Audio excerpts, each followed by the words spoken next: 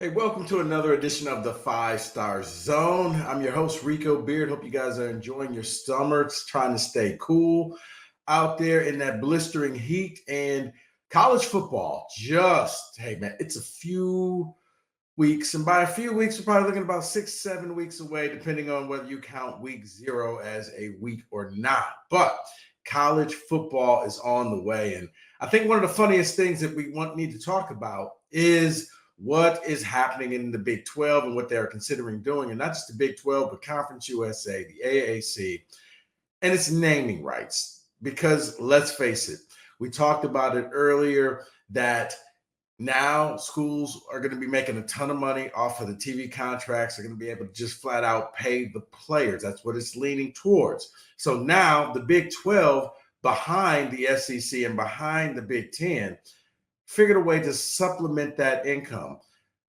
And in order to do that, they are considering having naming rights, not just for a team, but for the entire conference. Could be sponsored by a team. Now, the joke was, hey, it'd be the State Farm presents the Big 12, or the big State Farm.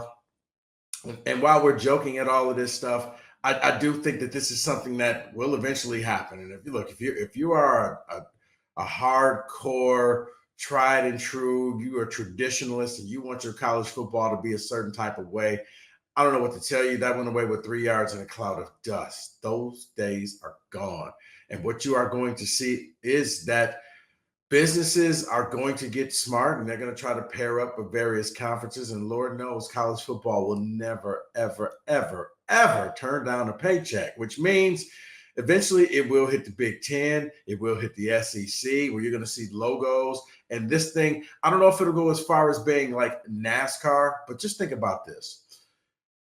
We always get up in rage and, oh my God, I can't believe this is happening and this is taken away from the sport. But different sport. But tell me how many of you really get upset when you look at an NBA game and you see the logos on the NBA players' jerseys. I promise you, most of you don't even see it anymore. Or you see it on, the Myers patch on the Detroit Tigers jersey. I promise you, once again, you don't even see it anymore. It will bring the initial outrage. You'll get angry and, oh my God, this is the death of sports as I know it, and I'm going to walk away and I'm going to quit. No, you're not. Want to know why? Because sports is a drug and you can't help yourself. You will always keep coming back to it, and they know that. That's why they can constantly keep make changes, because there is no breaking point for most people. Most people will sit there and endure it. You may whine, you may bitch, you may complain, but you don't go anywhere. And that's why you'll see the changes. So, yeah, I do think eventually, if the Big 12 pulls this off, as I said, smaller conferences, they desperately need the money because they can't compete with the two big boys of the Big 10 and the SEC.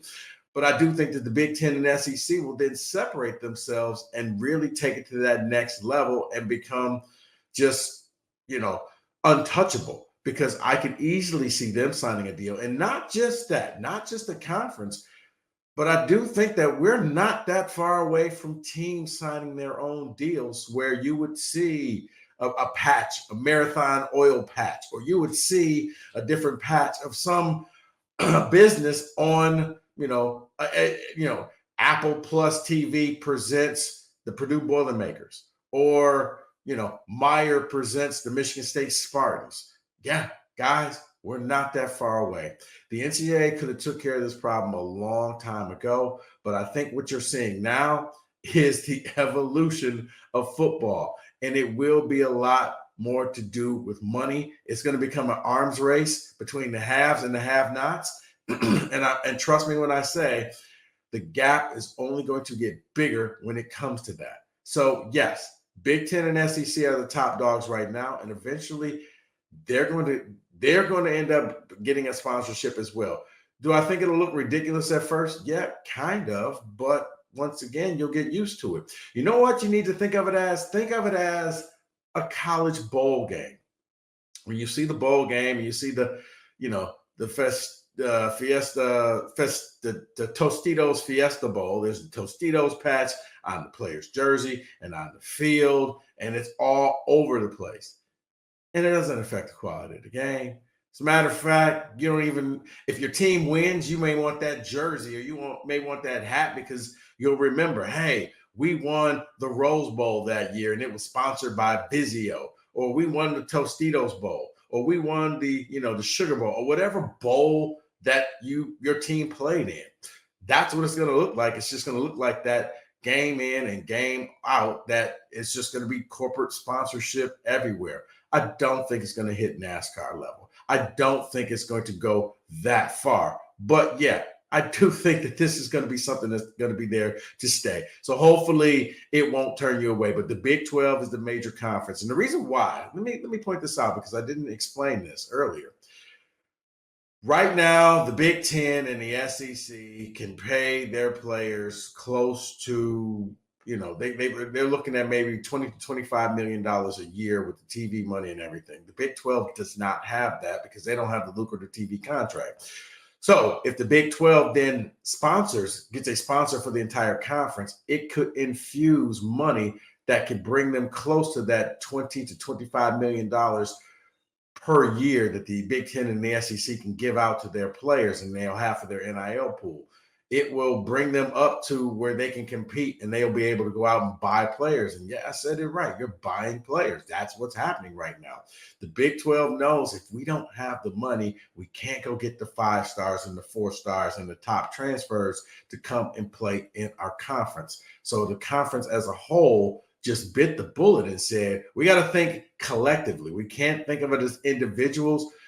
And they're going to go out there and they're going to get this money, and they're hoping that money can keep them leveled off with the big boys of the Big 10 and the Big 12. So that's why you're seeing that. And as I said, for the Conference USA and the AAC, and you're probably going to see it just throughout all the smaller conferences, man, they're going to try to sign whatever deal they can just to have some money to pay off, because that's what it's boiled down to now, is that NIL package, going out to make sure that you can not only just get the players and entice the players to your school, but then you can keep the players there, because that's the biggest thing. Is it's not necessarily getting the players, because now it's funny because when I see players committing to different schools, it's like, yeah, for now.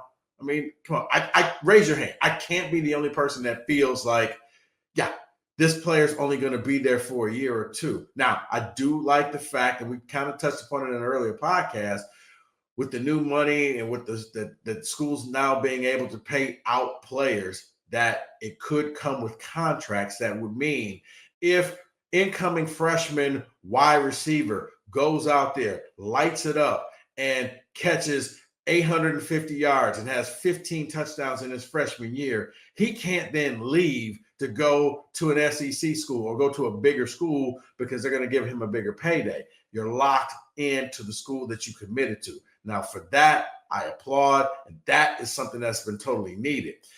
I do think that all of this will level itself off, but for right now, this is where we are.